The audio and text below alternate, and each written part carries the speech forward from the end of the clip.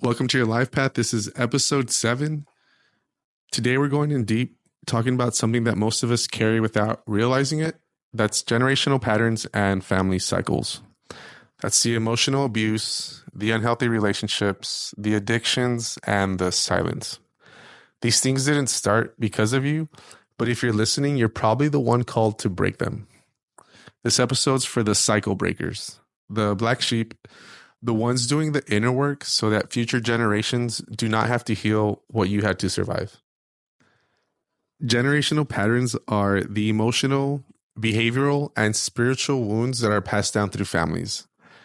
They can look like emotional unavailability, codependency, addiction, abuse or neglect, suppression of grief, fear of failure, but also fear of success. These patterns get normalized, and you grow up thinking that's just the way things are. But that's where the awakening happens, when you realize that just because it's familiar doesn't mean it's healthy. For me, I had to confront the things that I thought were normal, the silence in moments where I needed love, the generational pressure of being strong, quiet, or numb. And for many males, not just Hispanics, you're taught to be tough, to be strong. Boys don't cry, and boys don't wash dishes, and anything to portray the masculine, keep you in the toughness, right? But what that does is it doesn't teach you how to interpret your emotions growing up, or how to handle them, or how to deal with them, how to confront them. You're kind of just left like, okay, I have these emotions, but what do I do with them? And most of us, we just suppress it, just hold it in, hold it in, hold it in, until finally, like when when you open a mineral water, it just bursts, right? If you shake it, or just a Coke. That's what happens with our emotions. Like you keep holding stuff in that eventually it's just going to pop, right? And so what you want to do is you want to be able to control those emotions, be emotional intelligent. I think all men and women should be emotionally intelligent and understand why an emotion is coming up and how to control it as opposed to react to it, right? And I think a lot of people do the opposite. Is an emotion comes up, they get stirred up, and then they get angry, and either they're abusive physically or verbally. But if you have emotional intelligence, you can kind of de-escalate the situation, assess it, and be like, okay, this emotion's coming up. This isn't how I feel. How can we go about this without, getting angry or upset or being physical with somebody? So I think those are the traits that everybody needs to have. And you can only learn that by learning how to handle your emotions. I saw how addiction and pain were passed down, not because my family was bad, but because they were unhealed. You don't know what you don't know. And so when it came to me, I was confronted with a choice. Either let the cycle keep going or heal what they couldn't face. And so recently I've been going down this rabbit hole, just digging, in regards to generational trauma. And, I sat down with my mother and we had this great conversation. She was able to tell me about her side of the family and my dad's side of the family, and things that she noticed, such as addictions or like habits or, just different things. And I won't get too personal, but it was really good because I was able to see patterns on both sides. And it made a lot more sense to me why I am the way I am. And I'm a troublemaker. Not anymore. JK. I was a troublemaker. But it gave me some clarity and a plan to actually, I was able to create a plan of action because of that. And the next thing I did is, I went with both of my spiritual coaches, Jessica from Indigo and Rosa Angel, and we did family constellations.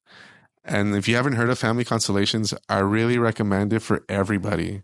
It's this type of therapy that I really can't explain, but it's very helpful. It's super, super helpful. You have to, it's one of those things that you have to experience to understand it. And I've done already 2 sessions, well, 3. And on one of the sessions, I was like, hey, Rosangel, do you mind if I record it? And she looked at me like, I don't think this is something you would want to record. And after my experience, I was like, yeah, she's so right. Like, this is something that I wouldn't want to record just because it's such a beautiful thing to see. And it's something that you can't explain. And if you were just to see a recording of me, you wouldn't understand it. So I'm going to put a link maybe somewhere here to see if you guys want to schedule a session. But family constellations is a way to help you release and heal some of that generational trauma, especially with people that are no longer with us. And for me, I've already done it 3 different times, and every time was something different, but very helpful. And so now, after like doing the research and finding out the generational patterns, is I'm rewriting the story, not just for me, but the future family. And now I'm more intentional with my siblings and my mom. You know, every time I see him, I give him a hug, being more affectionate, being more loving, because the truth is, I had a wrong definition of love before, and it wasn't it, right? I was totally off, totally wrong. And it was more of you receive love if you do X, right? It was always conditional love. And, you know, I was so wrong. And so now it's just unconditional love, just loving on everybody. And, you know, just giving words of affirmation, uplifting words, being encouraging to others, because you never know what everybody else is going through. So that's one thing that I learned. And I'm very blessed for my family because they've always been there for me through thick and thin. My brother, my sisters, and my mom, and my nephews. I love them all. Shout out to you guys. I love y'all. But yeah, that's the beautiful thing is you get to rewrite the patterns. You know, you get a second chance at this. It's the part that you get to rewrite your story, and do the healing, not by yourself, but with everybody. I was looking it up because it talks about being a cycle breaker. And for me, I don't think I'm this cycle breaker to say, like, it's not just me. I think I was the one to ignite it, but everybody in my family's doing their own inner work and healing. So I wouldn't say it was like a solo path, right? But when I was looking it up, they said, you know, one person's responsible for breaking the whole family's trauma. And for me, I don't think it was like that. I think it was more of just, I was the ignition to begin this vehicle to start. And then we all just hopped on together and started doing our own healing journeys. And yeah, so I wouldn't say it's a solo path, but I would say some do more work than others. Sisters, not calling you out, or am I? Yeah, I've been trying to get my whole family to do a private family constellation session. So maybe if I speak it in this podcast, maybe it'll encourage them just a little bit more, you know, to push them. Because I pictured, I was like, okay, if I've been doing this family constellation on my own, imagine if they all did it with me, how much healing would get done, right? Because the way it works is when one person heals, all the family's healing. And so I was like, okay, what if we all heal at the same time, right? How much progression could we do? And the thing about healing, guys, is I know I say heal like if it's a one-time thing, but healing is like a continuous thing. Like you're always healing, you're always evolving. It's not like a one-stop shop and you're fixed, right? It's not like that at all. I wish it was, though. That'd be awesome, but it's not, right? It's not like an oil change and then you're good to go. It's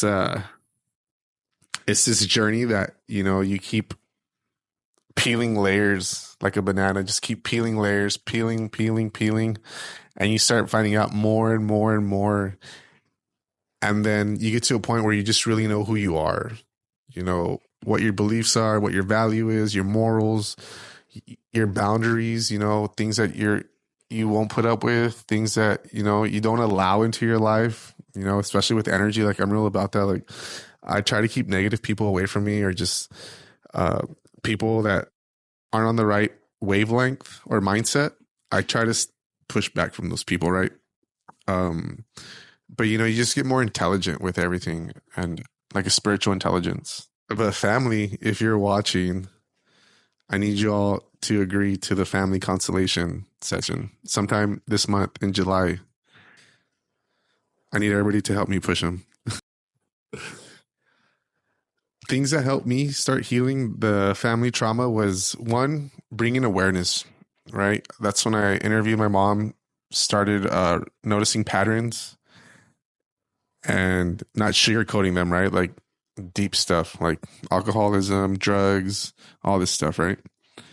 And then the next thing that I did was work on the inner child, right? Things that I had in regards to like limiting beliefs or interpretations of love, contingencies, right? Yeah, they only love me if I do this or this and that. And so I became aware of that and then started changing those limiting beliefs and rewriting them, right? And then the next thing is forgiving others. Forgiveness, those people that hurt you. On my previous podcast, I think it was like episode 3. Yeah, I think the breakup one. The Hoponopono. Hoponopono. Oh no, Pono. I'm just kidding. It's Hoponopono.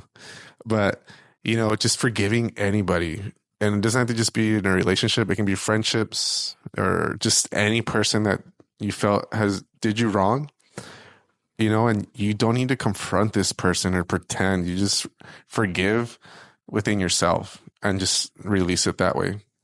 Right. And then the next thing is setting spiritual boundaries. Your energy is so precious that anybody who gets close to it, they can affect it. Right. And so you want to be very cautious who you allow. I'm not saying like, just push everybody off. Right. Because that's what I wanted to do too. Just close yourself in the closet and hide. No, you want to just be very cautious, set boundaries, when you feel someone has a negative vibe, just don't let it affect you and move on. And just note to self, I don't want to hang out with this person ever again.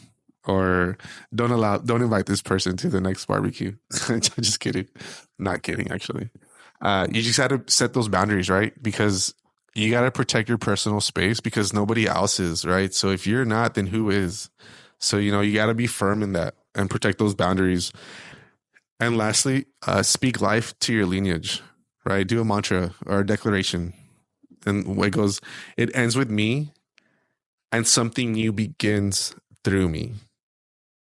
So if you feel like a nudge when you're hearing this, like if it's resonating with you, maybe you're the one that's called to start breaking the cycle. Maybe you're the cycle breaker for your family. And if you are, and if you get that feeling, here's a couple questions that you can write down just to kind of get you started in this healing journey. One is, what cycles in my family am I ready to heal or ready to release? What version of love or survival did I inherit that no longer serves me? Lastly, what kind of legacy do I want to leave behind? And if you can, I would ask your mother and father, if they're both still with you, just kind of get some background in the family and, how they were treated as a kid and how their parents treated them and, just patterns that you can find just to kind of start helping you recognize some similar patterns that maybe you see now. And they probably stemmed from back then, right? So that's something that I recommend. So for all the cycle breakers out there, I just want to tell you, you're not here to carry what broke them. You're here to heal it so that future generations only inherit your strength, your faith, and your peace. Yes, it's hard. Yes, it can be lonely, but it's totally worth it. You're the one, and you're not alone. Keep on showing up because your life path is sacred.